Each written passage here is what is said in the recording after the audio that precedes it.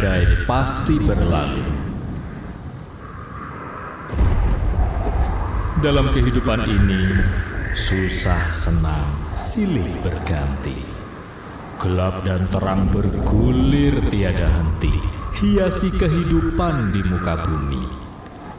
Perjalanan hidup seorang anak manusia untuk penuhi panggilan jiwa, tak kenal lelah dalam upaya, ikhtiar, sabar, tawakal, dan ikhlas jadi pedoman hidupnya. Bagai mendapat secercah wahyu, selalu tegar, mantapkan kalbu, kuatkan tekad untuk terus maju, yakini satu hal yang akan berlaku, bahwa badai pasti berlalu.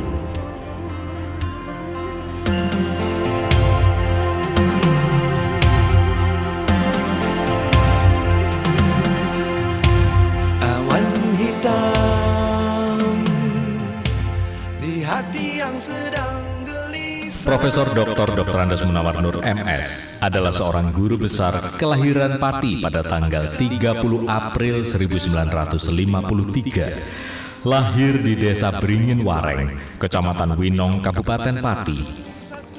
Beliau adalah putra dari pasangan Bapak Muhammad Solehan, Kepala Desa Beringin Wareng yang menjabat dari tahun 1945 sampai dengan 1971, dan Ibu Ngaspina, seorang ibu rumah tangga yang sangat mencintai keluarga.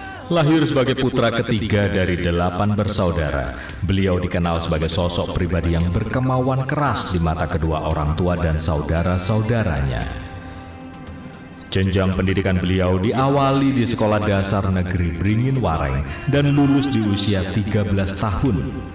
Selepas sekolah dasar melanjutkan pendidikan di Sekolah Menengah Pertama Partikelir dan lulus di tahun 1969.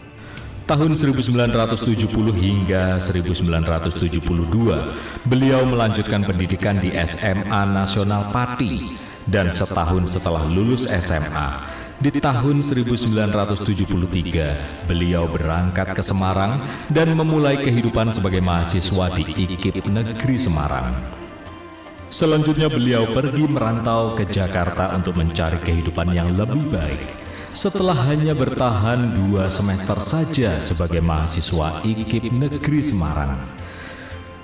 Di Jakarta bukan keberhasilan dan kesuksesan yang didapatkan, melainkan rasa galau yang berkepanjangan. Keinginan untuk pulang semakin menambah galau pikiran beliau. Ingin pulang, tetapi malu. Tidak pulang, akan tetapi rindu. Di awal tahun 1978 akhirnya beliau memutuskan untuk pulang ke Jawa Tengah, tetapi bukan ke Pati, melainkan ke Semarang dan berusaha untuk bisa kuliah lagi. Setibanya di Semarang dari Jakarta, kerja serabutan pun dilakoninya demi memenuhi keinginan kuat hatinya untuk kembali kuliah. Hingga akhirnya di bulan September tahun 1978, beliau diterima di Fakultas Sospol Untak Semarang. Setahun kemudian, di tahun 1979, Pak Munawar Nur Muda ditawari untuk diperbantukan menjadi tenaga administrasi tata usaha fakultas oleh dekan yang waktu itu dijabat oleh Bapak Subagio almarhum. Tugas-tugas tata usaha seperti juru ketik, pengantar surat, dan lain-lain dilakoninya sembari tekun kuliah. Di tahun ini pula lah beliau mulai mengenal akan artinya cinta.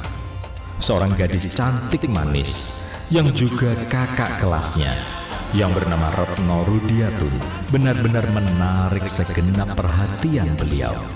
Kehadiran Ibu Retno Rudiatun muda saat itu sebagai kekasih pujaan hati benar-benar menjadi suntikan semangat baru bagi beliau. Hingga akhirnya di tahun 1980, beliau dinyatakan lulus sebagai sarjana muda setelah mengikuti ujian negara. Setahun berselang, beliau memberanikan diri meminang sang pujaan hati dan melangkah bersama ke jenjang pernikahan. Dengan modal nekat dan tekad, pasangan penuh cinta ini menjalankan biduk cinta mereka mengarungi samudera pernikahan mereka di tahun-tahun awal. Belum sanggup membeli rumah, maka kontrak rumah dari satu rumah ke rumah lainnya pun dijalani oleh mereka berdua. Setahun kemudian, tepatnya di tahun 1982, kebahagiaan pasangan ini semakin lengkap dengan kehadiran putra pertama mereka, Bayu Putra Nadia. Tak puas dengan gelar sarjana muda yang diraihnya di tahun 1980, diiringi doa dan semangat dari keluarga, beliau meneruskan kuliah dan berhasil lulus sebagai sarjana S1 di tahun 1984, sekaligus mulai meniti karir sebagai dosen di lingkungan Fakultas Sospol Untak Semarang. Tahun 1985, kebahagiaan keluarga kecil ini semakin bertambah saat seorang gadis kecil yang diberi nama Rizky Arpriasmarani mengumandangkan tangis pertamanya saat lahir dan menjadi anggota keluarga yang keempat waktu itu. Selanjutnya di rentang tahun 1986 hingga 1988, Pak Munawar Nur mendapat tugas membantu Biro Akademik melakukan konversi peralihan sistem kelas ke sistem SKS untuk seluruh mahasiswa FISIP Untak Semarang. Sementara itu sang istri tercinta, Ibu Retno Rudiatun, di tahun 1986 lulus sarjana S1 di Universitas Tidar, Magelang. Di tahun 1988 beliau melanjutkan studi di program Pasca Sarjana Visipol UGM Yogyakarta, jurusan Administrasi Publik, dan lulus di tahun 1990. Semakin bahagialah beliau karena di tahun 1991, selang 1 tahun sejak lulus S2, lahirlah putra ketiga yang diberi nama Mastian Nugrahantio. Mulai tahun 1992 sampai dengan tahun 1995, beliau mendapat mandat dari Untak Semarang untuk menjadi pembantu Dekan 1 sekaligus merangkap sebagai koordinator KKN. Selepas ini karir beliau terus berlanjut. Sejak tahun 1996 hingga 2002, beliau dipercaya menjadi Dekan FISIP Untak Semarang. Setelah menjabat Dekan FISIP Untak Semarang selama kurang lebih 6 tahun, beliau menjabat sebagai pembantu Rektor 1 periode 2002 sampai dengan 2006. Purna tugas sebagai pembantu Rektor 1 Untak Semarang, mendapat tugas sebagai Kepala Badan Penjaminan Mutu Untak Semarang yang dijabat Bapak Dr. Andes Munawar Nur MS hingga tahun 2015. Dan penjaminan mutu ini yang tugas pokoknya adalah merumuskan dan menyusun dokumen penjaminan mutu sebagai acuan atau standar dalam pelaksanaan proses pembelajaran di semua fakultas yang ada di lingkungan Untak. Di sela-sela kesibukan menjalankan tugas sebagai Kepala Badan Penjaminan Mutu Untak Semarang, di tahun 2011 beliau memutuskan untuk melanjutkan kuliah S3 di Doktor Administrasi Publik Undip Semarang. Tahun 2012, di tengah masa studi doktoral, beliau beserta istri berkesempatan melaksanakan kewajiban berhaji. Di tahun 2014, satu kejadian harus diterima beliau dengan ikhlas hati, yaitu berpulangnya istri tercinta, Ibu Retno Rudiatun ke rahmatullah. Dengan segenap kesabaran dan kesadaran bahwa kita manusia adalah miliknya, dan hanya kepadanya lah kita semua akan berpulang. Setahun setelah berpulangnya istri tercinta, yaitu di tahun 2015, beliau pun lulus S3. Tahun 2018 adalah tahun yang akan selalu membekas dalam ingatan beliau. Bulan April 2018 adalah merupakan batas usia kerja beliau. Alih-alih memasuki masa pensiunnya, beliau justru mengajukan permohonan NIDK.